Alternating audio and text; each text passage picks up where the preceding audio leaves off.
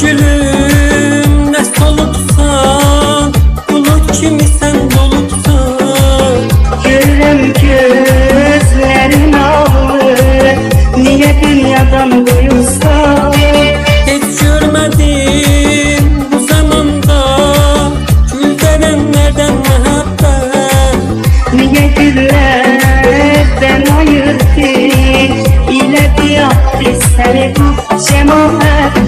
Geceye doğru Kızıl gülümün rengi niye saraldı, sevan arzuları yüreğimde kaldı. Kızıl gülümün rengi niye saraldı, sevan arzuları yüreğimde kaldı. Ağlıyor güller senin haline, Yanır bülbüller vahvallah.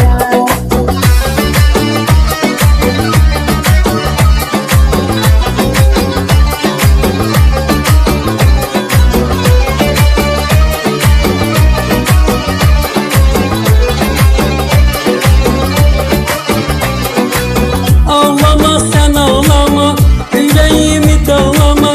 Ben de bir yaranıyım, bundan artık ağlama. Ağlama sen ağlama, yüreğimi dağlama.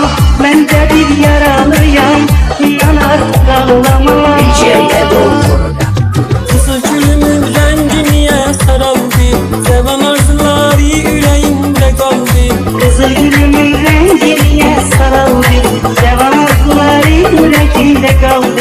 Ağlıyor güller senin haline, Yanır bülbüller vahvallah.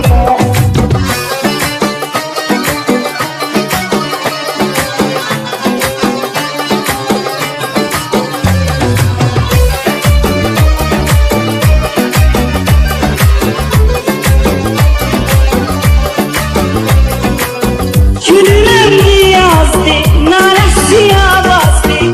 kızıl gülün sözün kitaba kim yazdı, kitaba kim yazdı. Gülün ömrü yazdı, naresi avazdı. Kızıl gülün sözün kitaba kim yazdı, kitaba kim yazdı. Rengarenk sarardı, sevan arzuları yüreğimde kaldı. Kızıl